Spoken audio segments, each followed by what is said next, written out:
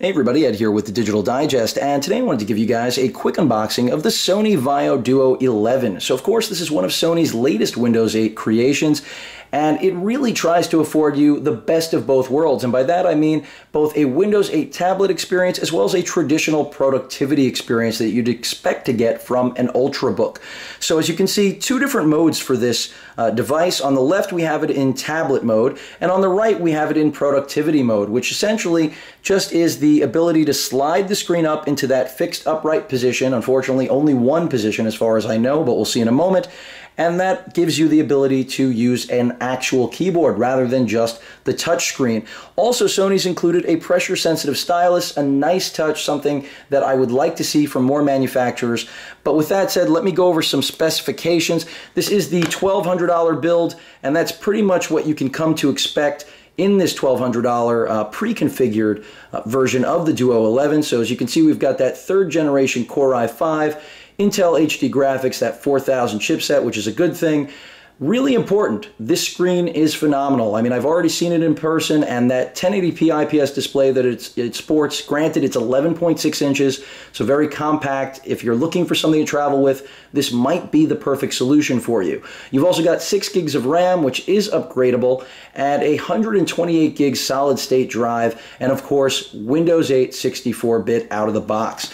So you see the two graphics. Let's get to the actual unboxing because I want to show you guys this. Pretty excited to get my hands on this, and for obvious reasons. It's a very unique machine, really among all of the hybrids, nothing else like it in my opinion, and that's why I picked one up. So out of the box, we've got already the stylus right here, which as you guys can see is fairly straightforward. Definitely larger than what we've come to expect from the S Pen that Samsung has made famous through their products, both the Galaxy Note as well as the Note 10.1. And it is, of course, battery powered. It looks like they gave a replacement point as well as a cap. So interested to see how well this pen really functions. It is pressure sensitive. I want to reiterate that for those of you who think this is just a traditional stylus. And let me see what else I've got here. It looks like all the paperwork is in the top of the box. Let's see if I can get it out of there. Of course, I know that's not what most of you are interested in seeing, but I'm going to show you guys anyway. So a Windows 8 getting started guide, another quick start guide. I mean, nothing that you really wouldn't expect. And again, the important part of Windows 8 is that touch experience, and that's what you're going to get out of a product like this. And the idea here is portability, which Sony's always been very good about, but this really sets a new standard. So let's see what they say here. This machine, by the way, weighs in at a little under 3 pounds, a little over 2.5. I'm not exactly sure on the exact tonnage here, but somewhere in that vicinity. So still really lightweight, and battery life, because it is an Ivy Bridge, you know, 3rd gen Intel processor, you're still looking at somewhere around 4 to 5 hours. And you can pick up an extended battery sheet that attaches to the bottom, which I will be reviewing as well. So they basically just give you instructions there on how to raise the LCD screen, showing you what should be fairly simple, but I'll experience it for myself, that you lift it up from the back end. So let me go ahead and slide it out.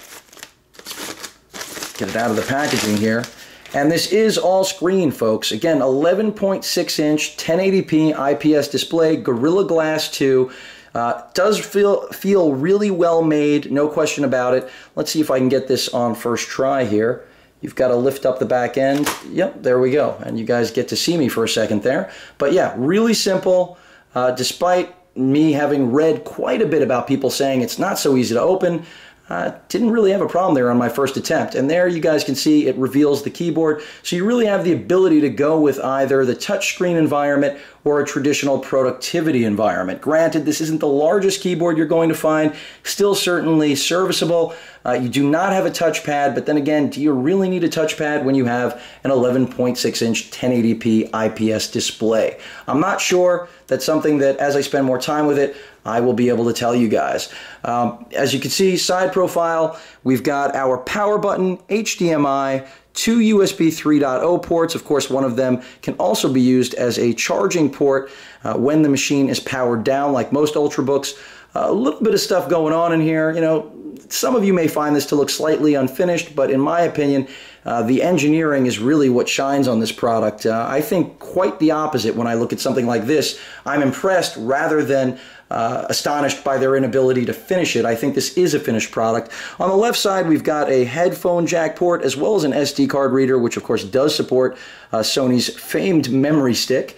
And then you've also got VGA out, so something you don't see from many Ultrabooks, let alone something in this form factor. We've got VGA and HDMI out, so really trying to cover all of their bases. Some ventilation on the back, our power port, as well as even an Ethernet port. So very full-featured. Looking forward to giving you guys more impressions of this device because it really does set a new standard, in my opinion, for what we've come to expect from not only Windows 8 machines, but the entire Windows-based segment, because Microsoft is trying to, re-identify themselves or reposition themselves in the marketplace, and that's exactly what a product like this does, in my opinion.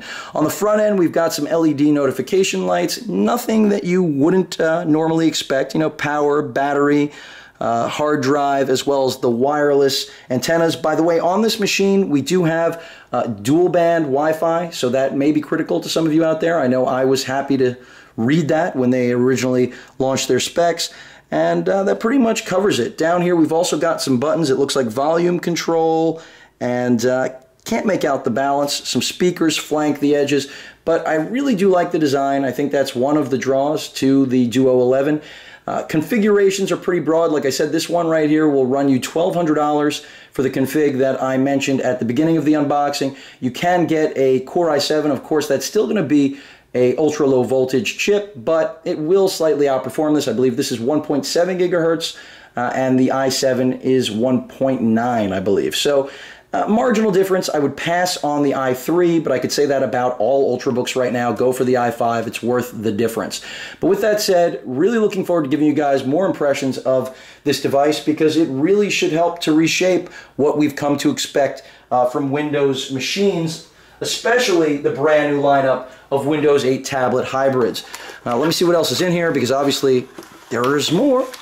And there we have it. We've got our power brick, which is very small. Reminds me of what was originally launched with the old Sony P.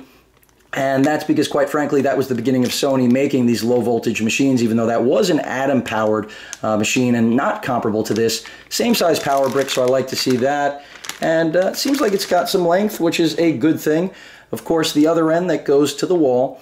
And I'll see what battery life is like. Again, it's estimated at between 4 and 5. They say 4 hours and 45 minutes, but until I actually put it through the paces, I'm not going to give you guys anything official because, quite frankly, nothing is. So nothing else in here. That pretty much rounds out the Sony Vaio Duo 11. Really excited to just power this thing up and give you guys impressions on all of its performance and whether or not it is a legitimate replacement to a full-blown Ultrabook, laptop, whatever you're looking to replace, because there's no question it is extraordinarily mobile, and that stylus that I showed you guys before, as well as the touchscreen, really do make it an entirely new beast. So, again, any questions or comments, please feel free to post them. And, of course, as usual, please feel free to subscribe. Later.